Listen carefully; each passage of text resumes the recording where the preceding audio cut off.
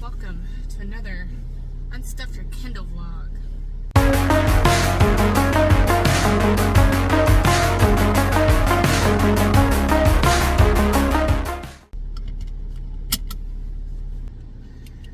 Alright. Okay, so the theme is purple on the cover, and I have 45 of those, so I have over 300 free ebooks or whatever Kindles, ebooks on my Kindle. And I capped it at 45 for purple on the cover, so I had quite a bit of purple. So I'll show that number here. And then we're going to do it a randomized style because why not make it more fun and more painful for me? So yeah, so here is the little screenshot, screen recording for your pleasure. It says I picked it last night. Because I did not want to film last night. It was like really late in the night, and I needed something to read. I just finished Wet Hot Kiss by Jennifer L. Armentrout, so there we go. And of course, it's a contemporary romance, BDSM, which I am so not in the mood for. I got this back in December 2022, so definitely not in that era anymore. 2022 was that era for me, and I'm just not as much or as frequently anymore on the billionaire dark romance where it's that kind of taboo kind of romance. So, alright, well, I'm 10% in. As you're watching, this is a day later, so we'll see how that goes. Alright, well,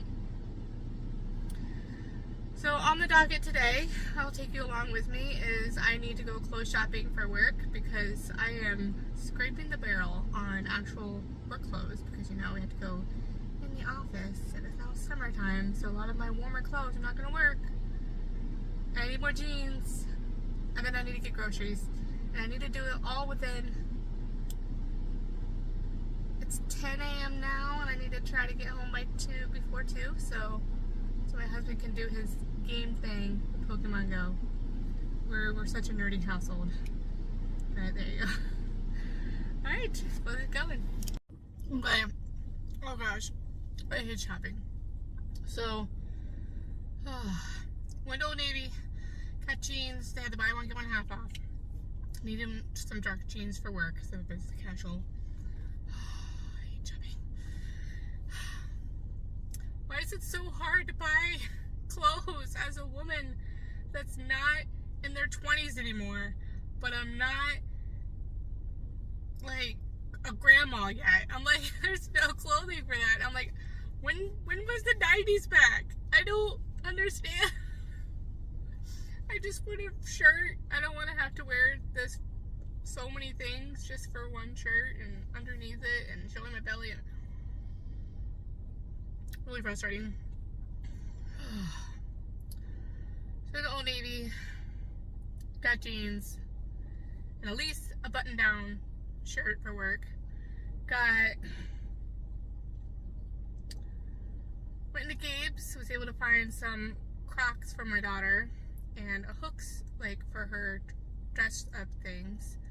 Then I sat to Marshall's for some shirts, because I had a little better success there, finding actual shirts for work that's summery, but also good for the office, so I don't freeze to death, or have to always wear a cardigan or something over it. So, we're good. Did pretty good.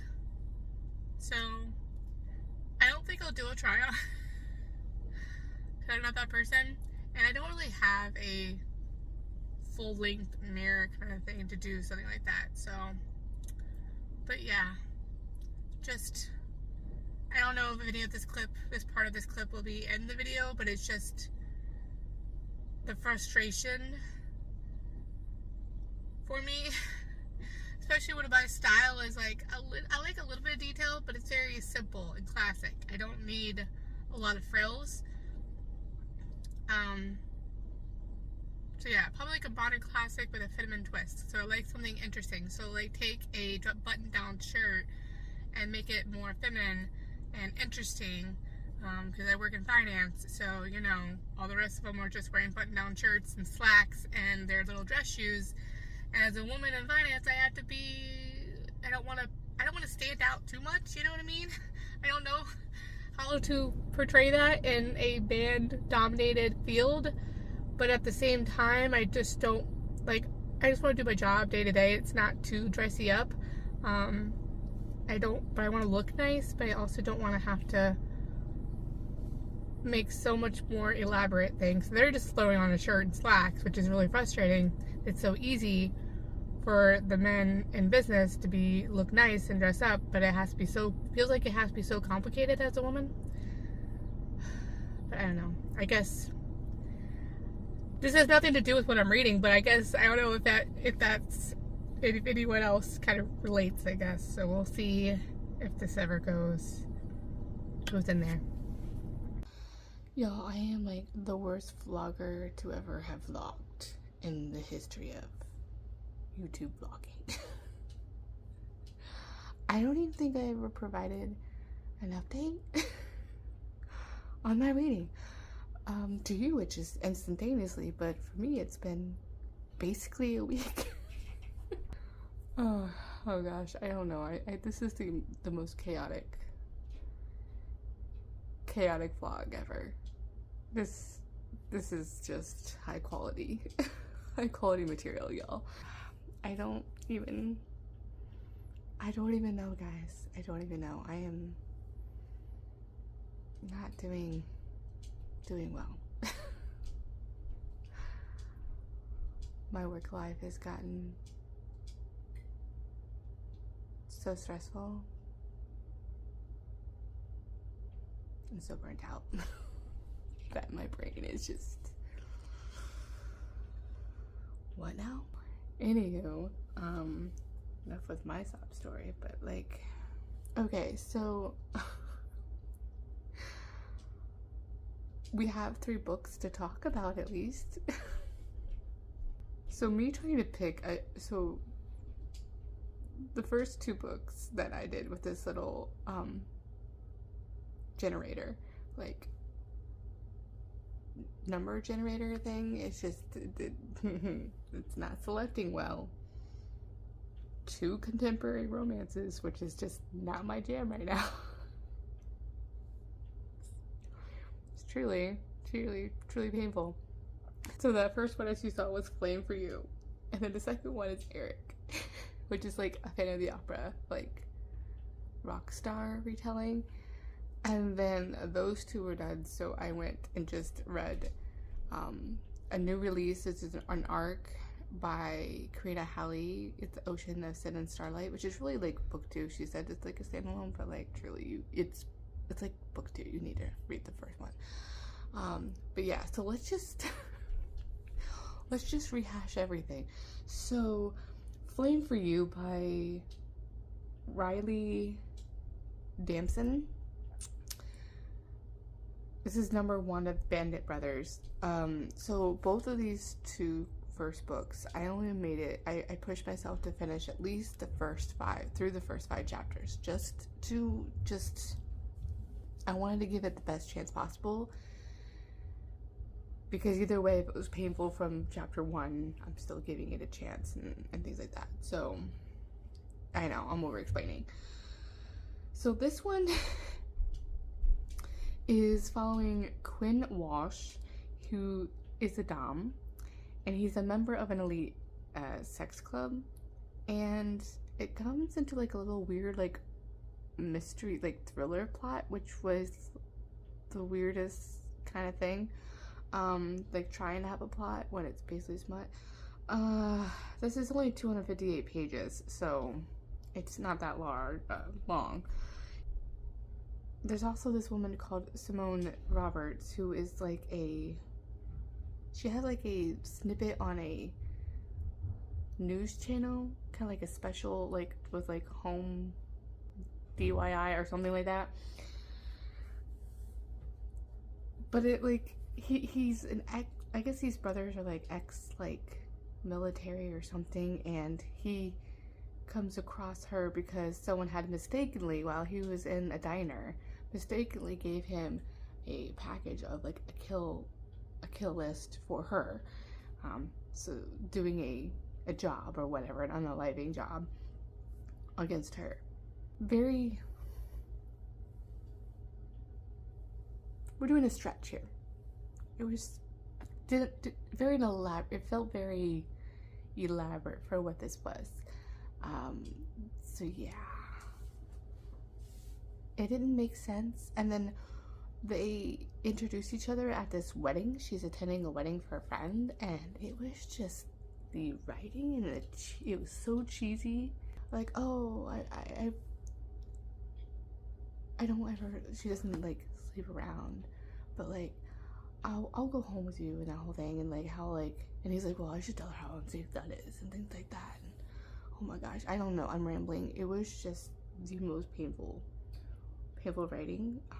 Don't recommend this. So if you have this on your Kindle, this is not it for me. I didn't like it. So DNF, didn't finish it, went through chapter 5, couldn't do anymore. So yeah. And then book number 2. So let's talk about Eric, which is spelled E-R-I-K. And I am really intrigued by this cover. Really intrigued by the cover. So give me 1 second. This one is called Eric by Liz Gavin. It's a dark billionaire romance, and what was intriguing, because especially by the mask, by the cover, the writing is in purple, and it's a Phantom of the Opera retelling. It's also a rock star romance as well, and it was only 190 pages. So I'm like, oh, I could probably read this really fast, especially if it's really good. It was not really good. So not. This was even worse than the first one. There was so much that it was trying to do. The writing was very, very poor. Let's just say how, you know, like in writing styles as an author, you need, what's the primary thing that you need to do at the beginning? You need to have a setting, give some background and context on your characters. That was not even here. It was just, there wasn't even descriptions of the characters. Yeah, you could assume that you know what these characters look like if you've, you know, watched Phantom of the Opera, you know, by Gerard Butler, because, you know, that was my awakening when I was 16. Tell you what, when that movie came out. So, yes. However, oh, y'all, this was so bad. It was doing so much. So, he's a rock star. He has mental health issues. I guess he's just an alcoholic or something. But, sort of like, he's singing and faded, and he's all of a sudden, he's looking straight at her when she's attending this rock star event. And she also is like a scientist or something, smart person, and she's like as a best friend that she's attending there. I think it's a gay guy best friend, and they also are possibly going into business to each other or some investment and whatever. So they're at this concert, and he's looking straight at her. But then he also like points out, you know, she's red. I think she's redhead. I don't know, and trying to point her out to come on stage. Well, however, he points at the security guards bring up the wrong person, who is like, you know, that one chick from Phantom of the Opera, you know, Collab, whatever her name is, the other diva from the opera, and she from, you know, the retelling, and she's on that stage, and he sings to her, and then really cheesily make out. Well, after the concert, you know, she was supposed to be, I guess, meeting him up or something like that with the backstage passes, whether like VIP, whatever, I don't know. But they're over by the buses leaving. I don't exactly know what was going on with that one. See, everything was just like I don't even know what was going on with the writing. It was just like skip here, now we're here, we're skipping there, and it was very disorienting and brought me out of the book, and it was just so dragged. But they're over by the buses, and you know, out comes Carlotta, and then out comes Eric, and very blatantly his things out with lipstick, Rain, because, you know, of course she did. of course he had her do that. And as he's zipping it up, so gross, it's so tacky. I mean, I don't want, if he's supposed to be the hero, he's supposed to be the hero. And then as he's walking by, he's like, oh, that was her, like the feeling, oh, she was the one. And like, oh, and talking about they were going to have, like they had some history together, but they never met, and it didn't make any sense. I don't even know how to explain how weird this was. It was like we were in the middle of a different story all of a sudden, like they had a history, but they didn't. This was the most weirdest book ever. And I think at that point I just couldn't read that anymore. Well, I kept going though. I kept going because, you know, not only that, her being very smart, she becomes rich because of their investment deal. This is like 5 years later. Like there's like a time jump. Made no sense. And now she's going to be acting in some sort of movie thing that's recreating like his life.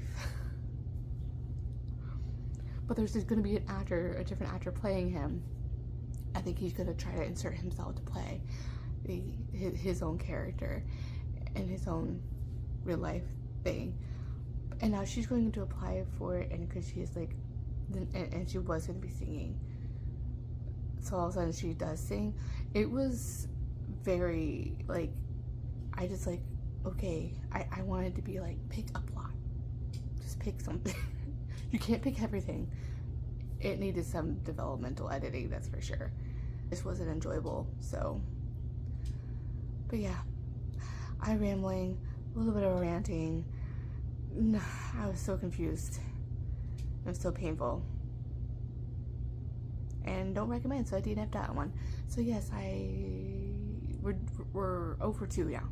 Gave up the number generator because clearly the book fates were against me, which at the same time I'm doing it to myself, so of course you have no one else to blame but yourself, but you know, here we are.